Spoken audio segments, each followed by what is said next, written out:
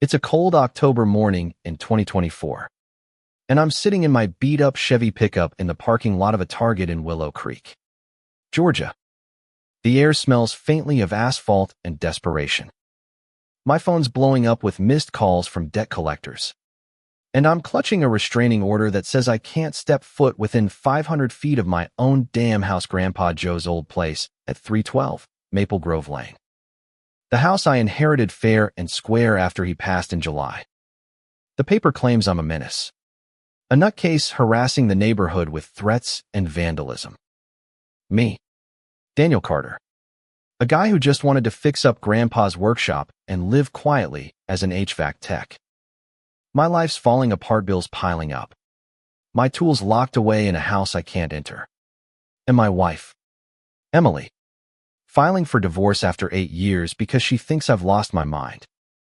All because of one woman, Linda Harper, the HOA president who's turned my fresh start into a living nightmare. But this isn't just about a nosy neighbor. There's something twisted behind Linda's perfect smile. Something that's been unraveling families long before I showed up. And I'm about to tell you how it all went down. 4 months ago, I was unloading boxes into Grandpa Joe's sprawling 4-acre lot, a slice of freedom in the middle of suburban Willow Creek. No HOA. No rules about how short my grass had to be, just pure independence after years of cramped city apartments. Joe was a stubborn old mechanic who'd lived there since 1982, and he made damn sure his land stayed outside any neighborhood association. Emily and I were thrilled to start over. Me setting up my HVAC business, her working long shifts as a nurse. That first weekend, Linda strolled over with a plate of warm blueberry muffins, looking like she'd stepped out of a lifestyle magazine-tailored blouse. Flawless makeup at 8 a.m. and a smile that could charm a snake. "Welcome to Maple Grove Estates," she said, handing me the muffins. "I'm Linda Harper, HOA president. Thought I'd bring a little something for our newest neighbor." She spent half an hour asking about my work, Emily's schedule, our plans for the property. Seemed genuinely interested. Offered names of local suppliers. Even invited us to a community barbecue. It felt like a warm hug after months of probate headaches. But there was something about her questions. Too precise. Too eager. That made my gut twitch. I brushed it off. Big mistake. Linda came back the next day with a slick HOA packet, charts on property values, safety stats, and a modest fee structure to keep the neighborhood pristine. I flipped through it, confused. "Linda, I appreciate this, but Joe's land was never part of any HOA. He bought it free and clear in '82. Her smile didn't budge. Not even a flicker. "Oh, Daniel, that's what everyone says at first." The HOA was incorporated in 2020 after some challenges with Joe's integration. "I'll bring the paperwork tomorrow to clear things up." The way she said challenges sent a chill down my spine. But she was so polished, so confident. I almost bought it. What I didn't know was that Linda had been eyeing Joe's land for years, waiting for him to kick the bucket so she could sink her claws into the one property she couldn't control. A month later, cleaning out Joe's workshop, I found an envelope taped behind his toolbox. My name scrawled in his shaky handwriting, for Daniel. When her smiles turned to threats, my hands trembled as I opened it. Joe's letter warned me about Linda Harper, a woman who'd harassed him for 2 years to join her fake HOA with legal threats and neighborly pressure. "Evidence in the shed out back," he wrote. "Don't let her destroy you like she's trying to ruin others." In the shed, I found photos that made my stomach turn. Linda sneaking onto Joe's property at night, rifling through his mail, peering into his workshop.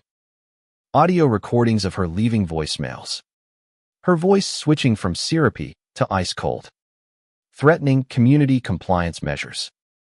Worst of all, legal documents and news clippings from other Georgia towns showed Linda's pattern: fake violation notices, inflated repair costs from a shady contractor named Tom Reed, and bogus liens to force families to sell cheap. She wasn't just a control freak. She was a predator who'd turned HOA power into a weapon after her own life imploded. See, Linda wasn't always a suburban tyrant. She'd been a hotshot estate lawyer in Atlanta until her 2020 divorce stripped her of everything: house, practice, savings. Her ex's legal team crushed her, and she moved to Willow Creek in 2021, not for a fresh start, but to rebuild her empire by preying on trusting families. Joe's land, outside her grip, drove her nuts, and now she'd set her sights on me. Things escalated fast. I caught my neighbor, Greg Mitchell, installing a camera aimed at my driveway at 2 a.m. He was shaking, muttering about Linda knowing his old tax debts and threatening to expose him if he didn't monitor me.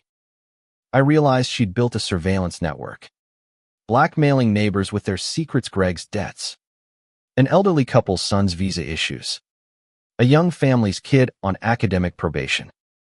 I rallied Greg and 2 other families, the Thompsons and the Lanes, to secretly record Linda's moves.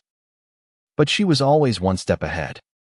She got my HVAC license suspended with fake safety complaints, complete with doctored photos of faulty installations. My income dried up overnight. Then she started on Emily, dropping by her hospital with concerns about my unstable behavior, planting doubts about our marriage. Emily came home rattled, holding lien papers Linda had shown her $47,000 in fake fees for code violations and environmental cleanup.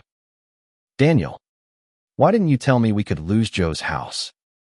she asked, her voice breaking. Linda had wormed into our private life, knowing things she shouldn't: tour anniversary, Emily's medical history, even our bank account details. I was drowning. Neighbors backed off, scared of Linda's threats. Emily was attending Linda's wives support group, coming home questioning my sanity.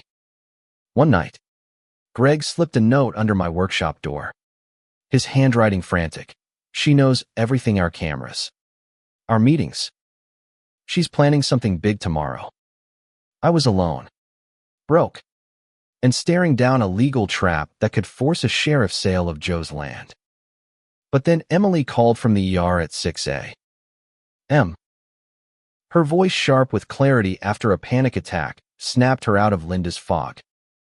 "Daniel, she's been gaslighting me for months. I've got recordings." She'd accidentally captured Linda's support sessions, revealing textbook manipulation, subtle digs at my aggressiveness. Hints I was hiding financial ruin.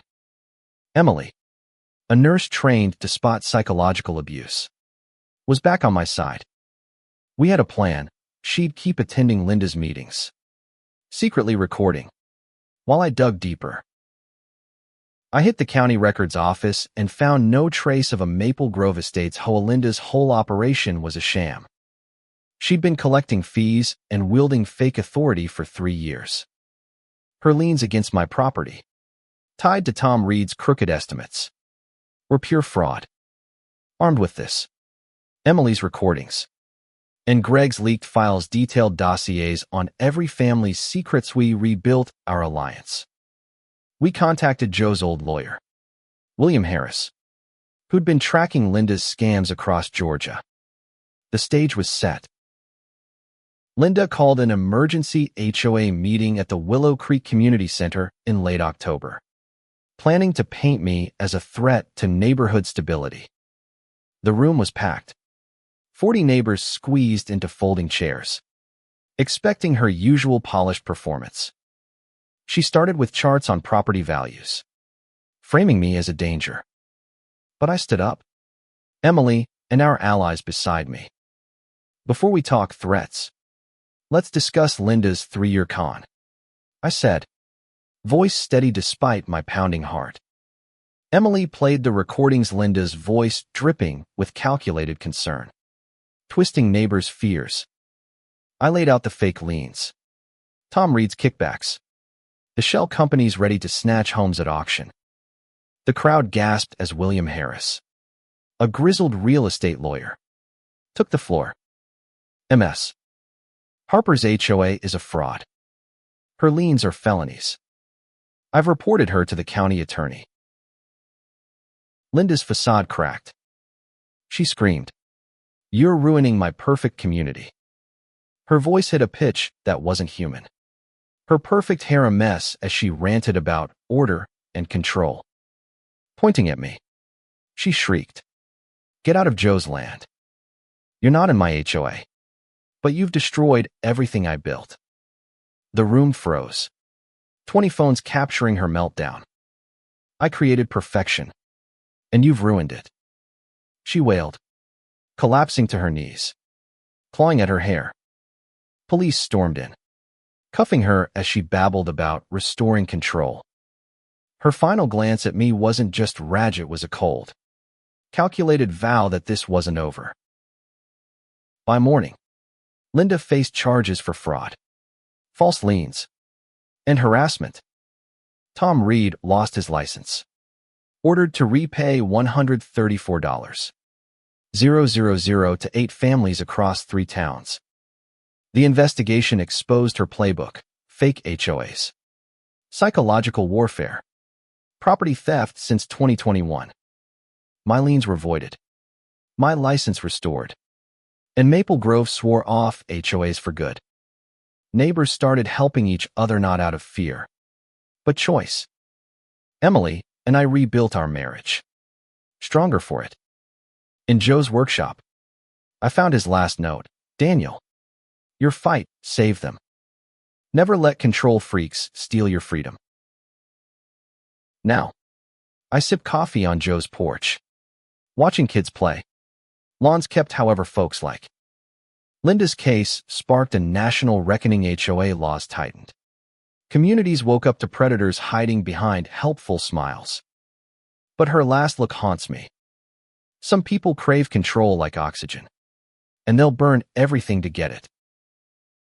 What do you think? Can someone's need for control justify destroying lives? Have you ever trusted a neighbor who turned out to be a wolf in sheep's clothing? Drop a comment, hit that like button, and subscribe for more stories that'll make you question who's really running your neighborhood.